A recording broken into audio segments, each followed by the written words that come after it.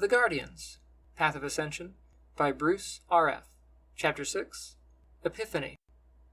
As agreed, Leon and Ryan have set aside their differences for a chance to try something new. Although the night has started itself off on a quiet note, the ride from Kansas City to Clearwater Beach is a decent stretch, allowing for emotions to simmer down and thoughts to gather into something resembling the beginning of a conversation. Leon isn't certain of what to make of this change his mother and stepfather are employing. Maybe she really does wish for them to get along as one big happy family. Or maybe Ryan is just looking for a way in. Seldin once told him to always be on guard, with his senses sharp. With that in mind, Leon scans his surroundings, but nothing in the air, or the color of Ryan's aura, seems out of place. Currently, he's running a smooth yellowish glow, with hints of mauve, to suggest that he's slightly uneased, perhaps just as much as Leon. The other bodies in the car appear to be showing signs of intrigue, as if they're surprised, though curious that he's aboard. It isn't until they approach the beach that Leon begins to feel a shift in the air, and an unsteadiness in the flow of the ether in the night. Soon, a low, monotone sound hits him. At first, it's indistinct, a muddled jumble of layered voices, and pounding drums of a similar note. However, in time, the strange cadence finds itself into the car, with Neil, Elma, and even Ryan humming it. Their auras shift to a more focused, excited hue, and as they get nearer, Leon starts to hear a more distinguishable grouping of syllables. Kara, Kara, Kara. Chanters all around the beach form a semicircle cresting the water's edge. Many of them rest at the shoreline on their hands and knees, doing the traditional bowing of their arms and heads in open prayer, while others sway and dance. The sound of their combined voices creates a low, resonating hum, with each major syllable correlating with the tapping of a drum. Kara, Kara, they say again and again. See, Lee, sorcery isn't a bad thing, like your friend lets on. Look out there. What do you see? Ryan asks. Leon does as asked, and gazes over the ever-growing crowd. A bunch of people, chanting and dancing, he answers. A bunch of people in unison, harmonizing. We're united as a group, a congregation of folks from all around, united here, right here, for one single purpose. Looking again, Leon ponders it, wondering if maybe Seldin was wrong about sorcery. The auras he sees flowing over the crowd seem to melt into a single bubble of emerald green, steady and triumphant, and whatever it is they believe. Everyone here looks healthy, with no signs of their spirits being vamped. Still, he can't read their cores very well. Most of them feel normal, while others feel like voids. Wherever their energy comes from, he isn't sure. What's that they're saying? Leon asks. Kara, Ryan enunciates. It's the prayer for the god of chaos. Through chaos comes order. There is no greater truth than that of true chaos. By praying, we wish to invoke the god, and bring him back into this realm, where his followers will be granted immortality, and become one with him in paradise. It sounds like a cult, Leon smarts. Right then, Neil leans forward.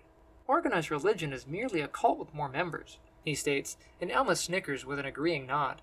Except our god exists, she comments. So you say, Leon rebuts. Immediately Elma speaks back. Look around you, Leon. The religions of the world are a dead cause. Otherwise the planet wouldn't be in such a corrupt state, she says. So their beliefs don't matter? Leon asks. Ryan laughs.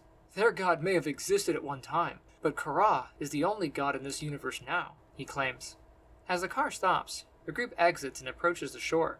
Come on, Ryan says. You don't want to miss the light show. What light show? Leon asks. The others look between themselves. I bet your friend Sai has never seen anything like this. Neil offers a tilt of his head to the sky at the darkened horizon where it looks like an aurora is taking place.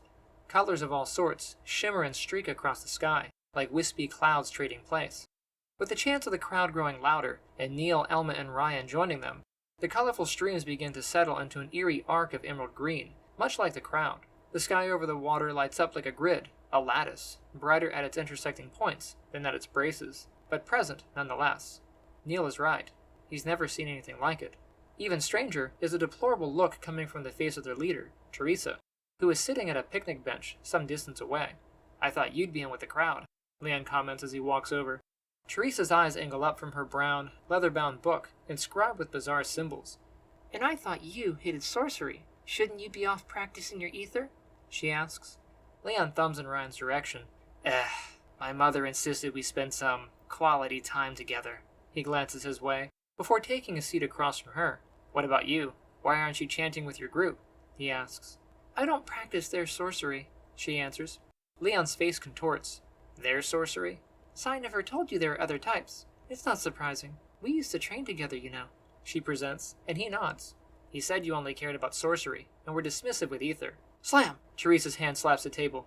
He was the dismissive one, wrote off all forms of sorcery out of fear, she scolds. He's not afraid of sorcery, Leon defends. He certainly doesn't trust it, she says. It's the rule of 3. Why sell your soul to the devil? He asks. Teresa looks off with a shaking of her head. You wielders know so little. The rule of 3 only applies to the god of chaos. Whatever you borrow, you give back, she says. Then why practice it? Leon asks. Because it's the easiest, and can be spoken or written in any language. Other forms have their own rules, she answers. But what are you really gaining? I mean, can you feel the energy in the air? Or sense the auras of the others? Leon asks. This, Teresa gestures between them, is why me and Sai don't talk anymore. She stands, then walks away. You're awake. The sentence forms in Seldin's mind. He rolls to his side, groaning as he does, catching the stare from his insectoid friend. It's you, he says, in a groggy voice, surprised to see him, for he hasn't had this dream in days. As Seldin rubs his tired eyes, he pauses to look over himself. In a flash, he remembers a terrible thing, but the frostbite is gone. The Suka then, once again, removes the Malnar from Seldin's chest and places it amongst the others. What happened? He asks the creature. Then, as before, the answers come to him in flashes of images, like a movie playing in his head. He sees himself in the third person, looking over a white landscape blanketed by ice and a bright, blinding light. The Pulsari raped the world of everything, damaging the atmosphere in the process. Without greenhouse gases to hold in the heat, the world, as they knew it, began to freeze. Seldin felt the cold touch of the climate's death firsthand, the very moment he stepped outside. With no hope in sight, the survivors of the planet sought refuge deep within its recesses, much like his friend did when he rescued him. The Suka goes on to explain that its insect-like race inhabits Binax Beta, the smaller of the two binary worlds. Born to fulfill specific roles within the colony, each individual is bred to be either a worker, a fighter, or whatever else is needed, including living structures or conveyances. In that way, they share in a similarity with their plant-like counterparts of their sister world. Even so, they could never have predicted how devastating the Malnar would be in the hands of those like the Pulsari. Wait, if you can evolve, Seldin begins to question, but his mind becomes full again with images of a barren land and an absence of time. There simply aren't enough resources to do as he suggests, he realizes. Then, something forms in his vision, and simultaneously he and the Suka glance over to their salvation. Seldin sees the explanation that comes to him, an image of himself on an expedition, a voyage to start the world anew. Gathering the flowers, the Suka hands them to him and fills his head with places to go. I can't. I'll freeze, Seldin replies. Taking one of the flowers, the Suka then places it to the base of Seldin's neck. Suddenly, its vine-like roots envelop him and burrow down into the surface of his skin. In agony he drops, and the Suka moves to stare into his eyes with a supportive gaze to help him endure the initial pain. It shows him the power of the Malnar, how the Pulsari used them to gain an advantage, and how they might be used to restore their world. Slowly Seldin stands, enveloped by the Balhuza, the rose that encases him. He can feel the change within himself, and a link to its mind. In this state of symbiosis, they are one. As he breaches the surface, the leaves that cover his body shuffle like solar panels, orienting themselves in the sun, while the flower to his back blooms. Its strength courses through him, fueling him with the energy it absorbs, while shielding him from the frigid air. Seldin then turns to face the mound that he came from, and climbs to the top of it to plant one of the roses there. Its roots stretch out in all directions, plunging deep into the harsh, icy soil where it rests. The flower sprouts quickly, soaking in the light, and as its tendrils spread like feelers across the land, Seldin gapes at the wonders it brings. The white powder begins to melt, as rejuvenated soil spawns new life. He then darts, moving at blinding speed, to the other side of the world. With the Malnar linked to him, he feels no fatigue. He doesn't tire, or even need to breathe. The plant feeds him directly with the energy it draws from the sun, which is only a percentage of what it needs for itself. The feeling is simply exhilarating, supercharged. In a day's time, he makes it to the other side, and sets the next plant down. As it spawns, he leaps, then uses the petals to his back to form wings like the Pulsari had, and then sails through the sky to the next location. This is amazing! I can fly! He laughs with excitement. From his vantage, he can clearly see the spread of the growth sweeping across the globe, like an atomic blast dropping shrubberies in its wake. By the time he reaches the northern hemisphere, the planet resembles a tennis ball with two-toned patches of green and white. Only 4 left, he says, setting the Bahuza in the dirt. It has much the same effect as the other two, with the overgrowth spreading radially from the center. The sky is looking better too, he notices, for clouds are starting to roll in as the atmosphere replenishes.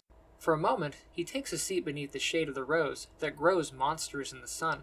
Willing the foliate helmet around his face to recede, he takes a breath of the new air while feeling the warmth of the wind on his face.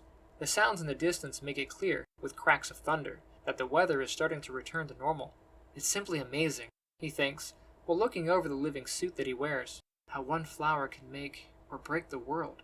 That thought frightens him, causing a sinking feeling in his stomach. Quickly he springs to his feet, then jumps to the sky, soaring back to the den. The Suka is waiting outside when he returns. Seldin dives to the ground at blinding speed, then cushions his descent, with a thrusting pulse, mimicking the actions he once saw of his enemy. I have a question. I found an unusual flower in the woods in my planet. It's a rose, he pants. Is it? The Suka lowers its eyes in a nodding motion. Seldin steps back. This isn't a dream? He asks. Again, the creature answers with a gesture, this time by shaking its head. Seldin can't believe it. The idea is simply preposterous. I have to get back. Then, 3 years, he hears in his mind. What? He looks at his companion. The Suka then aims a finger in a pointing gesture to the sky beyond. Seldin turns to look over his shoulder at the small yellow star, eons away. Eerily he turns back to look into the eyes of the Suka, but the effort is fleeting, for he gasps in mid-turn, as if a pulse struck him in the chest, and he finds himself awake, surrounded by the sparkling twilight within the belly of his cave. In his haze, he turns a gaze to the jar beside him. Immediately he swipes it up, scurries to his feet, then races outside. There, he stands in the light of the sun, pops the lid from the jar, and reaches in for it, hesitantly so. Like a spider fleeing a cup, the rose scurries with viny limbs up the length of his arm. He panics at first, then braces for it once it reaches the spot in his neck. Gritting his teeth as the vines lace around him, he thinks back to his dream. The moment soon passes, and Seldin stands, looking over himself in the living suit that he wears. He then takes a leap high into the sky, before landing on the crest of the mountain with a powerful thud that cracks the rock beneath his feet. Although Earth's gravity is much stronger than that of the Suka's homeworld, the Malnar's reaction to the light of the yellow sun makes up for the difference in weight. Earth's sun is much younger, and so the light is brighter, purer. The flower drinks it in like sweet nectar. 3 years, he says aloud, peering down from his vantage. God, I hope it's long enough.